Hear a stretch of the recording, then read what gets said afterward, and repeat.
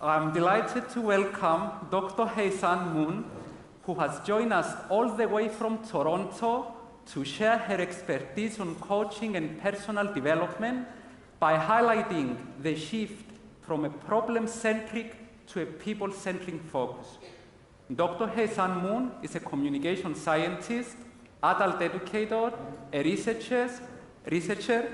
She's an executive director at the Canadian Centre of Brief Coaching in Toronto and holds a PhD in adult education. She had published various works, including Coaching A to Z, The Extraordinary Use of Ordinary Words, and recently she was one of the shortlisted thinkers for the Thinkers Marshall Goldsman Coaching and Mentoring. Imagine expecting from me to remember all this by heart. So, special thanks to the technology of Royal Hall for setting all this up for us. Welcome, the stage is yours. Wow, thank you. This is so neat. Wow. So I'm so happy to be here. Hello, everyone. It's so good to see you. Hello. And this is my first time in Cyprus. Thank you. And every time I travel a lot, and I go to different countries, and then there are some first impressions. So I'm going to tell you some first impressions of Cyprus. So I'm traveling with my mom because November 7th was my birthday. So I said, Mom, let's go, and let's go together. So we celebrated our birthday, my birthday actually, and then I got up in the morning, I said, thank you for giving me birth, and she's like, thank you for being born. So we did all that. And then we were coming here on the next day, November 8th. And then, for those of you who travel, you know what it's like to get to the border, and then you have to line up for the security thing. Yes, you've done that? And then my mom and I were just waiting to see, okay, who actually looks the kindest? I don't know why we do that, but then we stand there and then we're like, okay, the mean, meaner, and meanest. And then my mom said, I really hope that we get that guy. And then of course we get the meanest guy. So then I'm like, oh man, so I was a little bit nervous. So I actually went up to him and I said, my mom is with me. Should she come or not? And I don't know why I'm like begging for permission. And then he's like, ugh, ugh. So I was like, oh, so grumpy. So my mom came and we're standing there together. And he didn't, not even a single smile. And he's like, And then he looks at me, he's like, happy birthday. The grumpiest birthday wish ever. Isn't that so sweet? The security guy, he's like, happy birthday, ho ho. I was like, you're the best. So that was my first impression. And then walking out to the airport area, where usually they have people standing out there, taxi drivers with your names and things like that. And that was hilarious. My mom and I were walking together and I'm seeing the rows of names. And then I saw my name, it says Dr. Haesun Moon. And then there are three guys standing together. So I'm like, oh. So I went up to the guy who's holding up the sign, Dr. Haesun Moon. And then I said, oh, you're here for me. And he looks at me up and down, you? And he looks at the name, he's like, is it you? And I'm like, I think so. And he was so confused. He's looking at his guide, he's like, that's her. I was like, yeah, that's me. And I was like, what were you expecting? And he's like, I was expecting an old white man. Because when it says Dr. Haesun Moon, doesn't know the gender, none of it. And the name is not like Grace, that you know the gender is Haesun. So he was so stunned. And it was such a cute experience. So those are some of my first impressions of coming here. And what was so interesting is, going back to my birthday story, because I talk about my birthday entire November, and my family, they're tired of it. Usually if I'm home, I usually put up this list of gifts that I would like to receive. And then people can come and check off. You're nodding, you know what I'm talking about, right? So usually it's the last born, that's what they do. They actually put up this list. And this time I didn't get to do it because I'm here. So usually what we do is, if somebody's away, then there's an envelope actually waiting for you. And I don't know how much they put it in there. Sometimes it's really thick because my brother will use $1 bill to make it feel very thick. But we never know how much we're going to get. But we know it's under $100. But it excites me. So I am expecting to go back home and then open those envelopes. You know what we call that act of opening envelopes? There's an English word for it. Develop. Opening an envelope is develop. And the theme is about development intervention. So when you think of it as developing somebody is opening a gift. Have you ever thought of that way? Develop as a word is a very interesting word. And we are saying coaching and mentoring is developmental intervention. What do we mean? Because you're opening something, you're opening a gift, you're developing somebody. And what are you going to find? Maybe you will be so surprised, like I was when this grumpy guy wished me happy birthday. Or the taxi driver who was like so stunned. No, this cannot be you. Yes, I am. Sometimes you find what you're looking for, but sometimes there are some pleasant surprises. And I really hope that this is something that's useful for you because I will show you how we develop another person who are in conversation with us by using a very simple intervention. And I don't know if the PowerPoint is working. It works if I turn it on and do that. Thank you. Just by him walking towards me, this works. Okay, thank you. And here is one example. I'm going to skip through. By the way, we're going to pause here to look at my dogs. Thank you. Those are my dogs, okay? Kito and Kobe.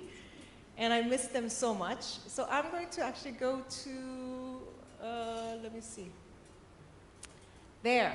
So I'm going to go to this one particular intervention because I'm a communication scientist. So I study communications, conversations. Your conversation between couples or families or people at work, especially teens, when they have conversations, I study them.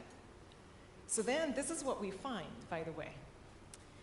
People, I didn't have a proper mouse, so I had to hand draw. Sorry for the handwriting, okay? So when we listen to people's story, how many of you actually have people come to you and tell you their story? Yeah? You know what I'm talking about, right? So your family members and people you work with, they tell you something that happened, and they tell you something that might happen. So when we listen to people's narrative, there's a timeline. So this is how we organize people's conversations. People tell you something that happened in the past, and they tell you something that might happen in the future. Yes? Easy. And here's a second line, which is preference line. And people will tell you something that they want, and they also tell you something that they don't want. So when you put them together, you have a very easy quadrant that looks like this. 1, 2, 3, 4. At your tables, just take a guess. How would you name each of these quadrants? So quadrant number 1 is something that they would love to see in the future. Okay? How would you name this quadrant? Just quadrant 1. Give it a try. How would you name the first quadrant? Take about a minute brainstorming at your tables. Okay? How would you name this? Go ahead. 1 minute.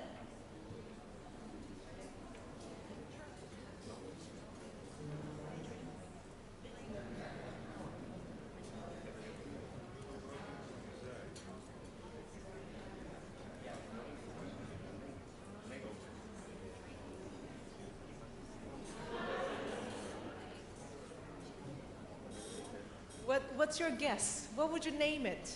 It's like naming your baby. What would you name this? Dream. Your dream came true, Georgia. This was quadrant 1 for a long time. Yes?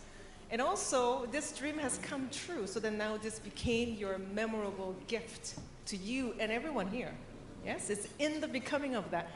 Quadrant 1 is called preferred future. People tell you something about, it's not perfect future, but preferred future. Quadrant number 2 is where this is becoming for you, is resourceful past. Something that happened for you, to you, and that's becoming, yeah, I really liked that. It was a great experience. It was really helpful, useful interactions, thoughts, and feelings. Quadrant 3 now, then, will be something that happened in the past that you did not like. Okay? Some people call it trauma, but people from corporates, they didn't like the word. So they say, find something else. Don't call it traumatic past. So it's like, what about regrets? And they're like, no, we don't want regrets. Don't call it that. So we ended up calling it troubled past.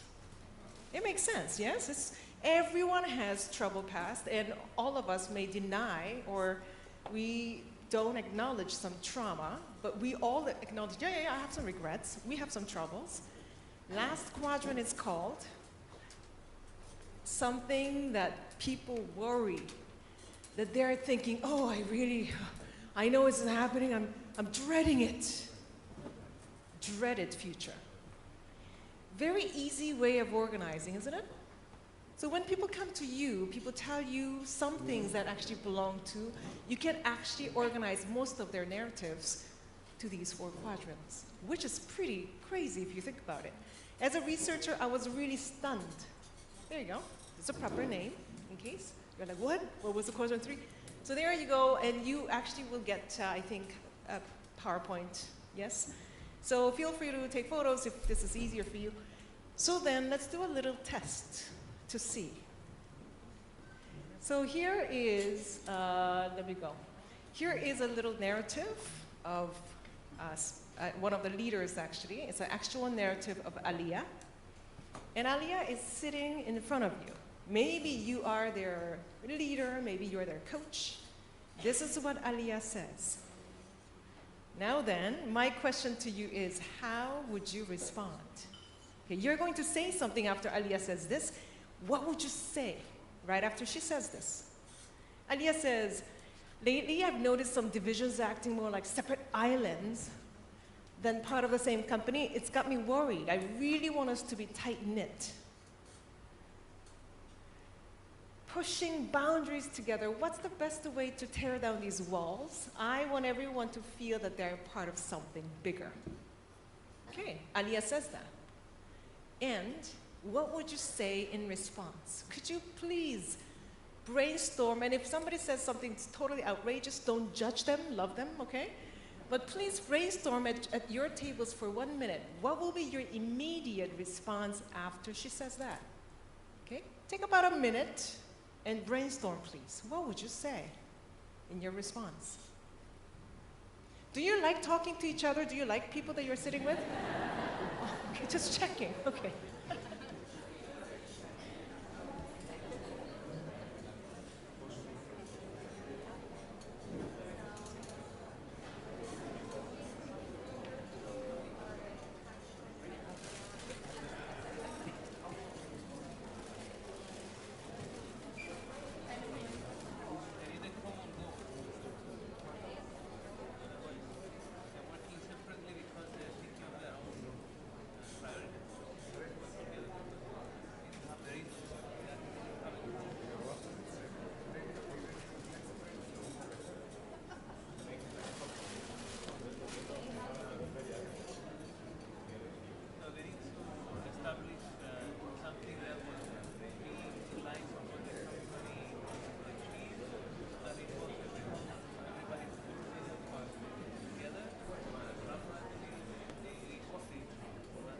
$20 seconds.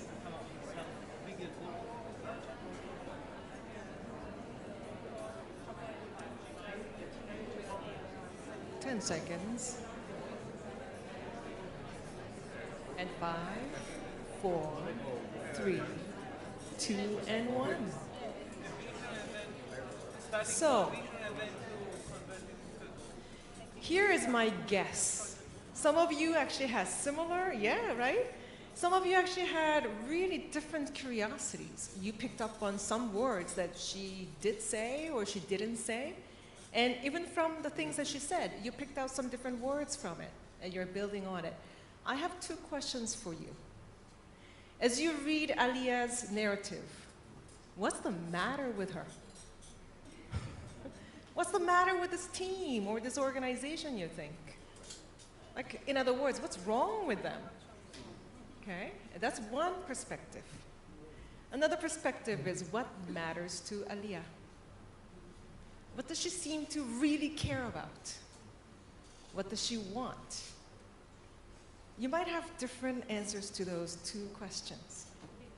And I really love this taxi driver experience because it was perfect. It was perfect illustration of this. He was not expecting me, and I showed up. And usually we get what we actually expect. For example, if you are expecting Aliyah to be, you know what, usually for those of you who are in HR, they come with a little envelope that has a label on it. Many times I actually get called in to work with an organization and they say, oh, there's this really dysfunctional team. Could you please come and fix them? So they have a thick envelope with dysfunctional team on it. And if I take it and go in, I wouldn't be and if I believe that that's the label, I wouldn't be surprised to find how dysfunctional they are. And so many individual clients, leaders, they actually come in with this label, toxic individual, disgruntled. And we have all those labels. So when we look at this narrative with the lens of what's the matter with her, then that's what we're going to find. But we can also ask what matters to her. So what we do is this. When we do research, we organize based on this map. So very simply put, the things noted in red here belongs to below the line. So things that she didn't like, things that she's dreading, they're in red. Oh, I've noticed some divisions acting more like separate islands, and all those things is what Aliyah doesn't want. And also Aliyah says, oh, these walls, I don't like these walls. And then also what matters to her is highlighted in blue. Isn't that pretty cool? You can organize your conversation this way very quickly.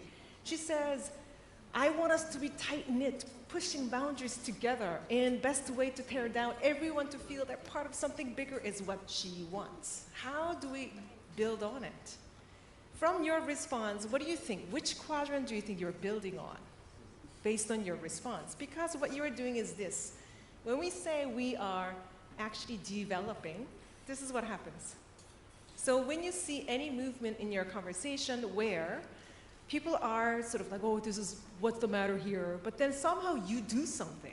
In coaching and mentoring, usually we use questions or responses that are not necessarily questioning, but we do something so that we are doing this movement. So they are somehow moving towards their preferred future and resourceful past. We call that resource activation. Some of you are very good at activating resources, and you know those people who are so good at activating problems, and that's that arrow. You are activating, you do something, and then the person who came into your office so happy, by the time that they leave, they're like, I need to go see a therapist, okay? That's not their problem, it's probably what you did in the conversation, that you activated their problems rather than resources. So it's a simple science when we look at coaching conversation from a scientific perspective. We do this. I don't know why I do this, but as a hobby, I analyze coaching conversations, and I stay up, and if I have nothing to do, that's my Netflix. So I look at it, I analyze it. Right now, we have a research actually comparing 6 major coaching modalities using this method. And it's pretty shocking that we still live in the world, especially in coaching, anything goes. And I'm a scientist, so that's something that I am working to encourage so that people can be more interested in science of it. And here is how I define coaching, and coaching is how we curate. And many times people think, oh, it's about getting the people to talk. It's about narrating. No, narrating is not necessarily curative. It's about curating. You know, when you go to a museum, I was in London before coming here, and there's no way that I can actually look at the museum in one day unless I have a curator. Like if you go around the museum, it's going to take you like a month to finish everything. That's like narrative.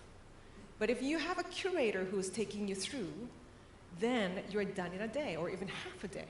That's what curators do. Coaching is curating preferred stories of the client's purpose, possibilities, and progress. And by the way, how come I don't see my slides here? Okay, all right, I was like, hey. And that's how I define it. But one of the things that I would love for you to consider today is this. When you are starting the conversation with your staff member, let's say, okay, you're sitting down with somebody. Now, how would you open that conversation in a way that you are promoting their preferred future? So many times people say, well, in the beginning, I will just sit down and say, so what's going on? You know what's so interesting is, okay, you know that quadrant that I showed you? Let me just go back to it and show you this one. So when people have quadrant like this, how many of you naturally get up in the morning in quadrant number 1, you're like, yeah, I'm so looking forward to today. Yeah, you're like, I can't believe I have this gift of day. It's your default. You get up in the morning, it's like, oh, everything is so beautiful. Look at my partner who snored all night. So lovely. So that will be quadrant 1 attitude, okay? And if this is your default, you need to go see a therapist, okay? And so many of us, actually, our default mode is quadrant 3 and quadrant 4.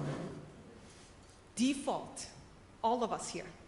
So if you kind of get up in the morning so grateful, so naturally, I mean, good for you, but I'm not sure.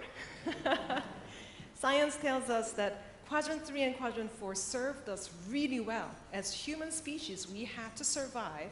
The way that we do that is by detecting danger.